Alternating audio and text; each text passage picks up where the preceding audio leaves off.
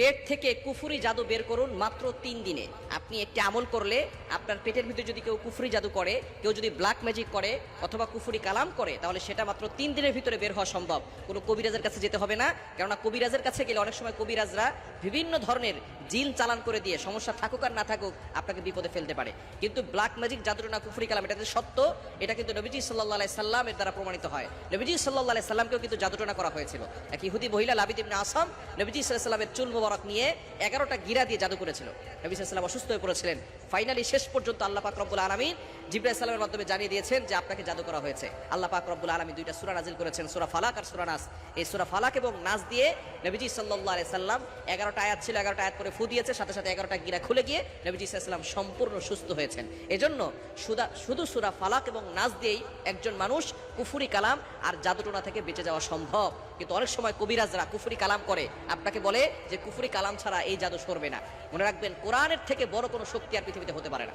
শুধু সূরা ফালাক এবং সূরা নাস দিয়ে যদি নবীজি সাল্লাল্লাহু আলাইহি সাল্লামের জাদু কেটে দেওয়া সম্ভব হয়, তাহলে আপনার জাদু কাটার জন্য কেন কুফরি কালাম লাগবে? এজন্য ইয়াকিন থাকতে হবে, বিশ্বাস থাকতে হবে।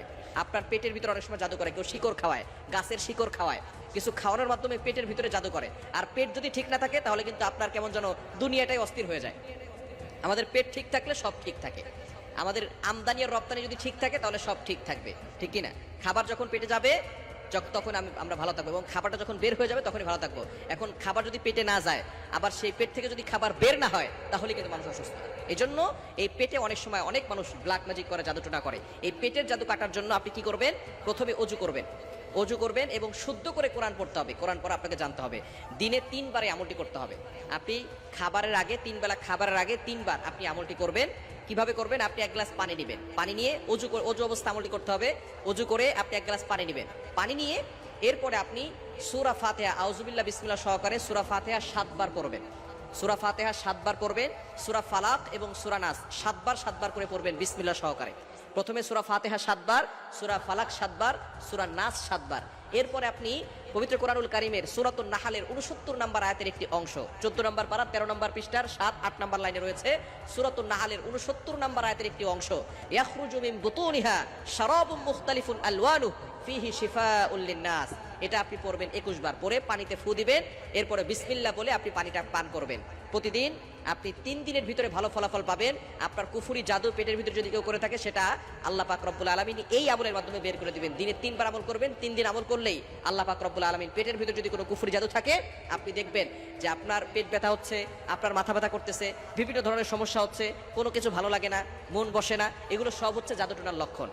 যখন আমলটা করবেন দেখবেন আপনার পেটের ভিতরে একটা শান্তি ফিল করবেন, আপনার শরীরের ভিতরে শান্তি ফিল করবেন। কেননা যখন কেউ জাদু করে অথবা কেউ জিন চালান করে, তখন কিন্তু তার কেমন যেন পেট মাথা সব জায়গায় একটা বোঝা মনে হয়ে থাকে, কোনো কিছু ভালো লাগে না, কেউ যেন চাপ দিয়ে ধরেছে এরকম মনে হয়। কিন্তু যখন আপনি আমলগুলো করবেন দেখবেন আল্লাহ পাক রব্বুল আলামিন আপনাকে এই পেটের জাদু থেকে মুক্তি দিবেন। এবং কেউ যদি অন্য কোনোভাবে শরীরে কুফরি করে, সেখান থেকে আল্লাহ তাআলা মুক্তি দিবেন।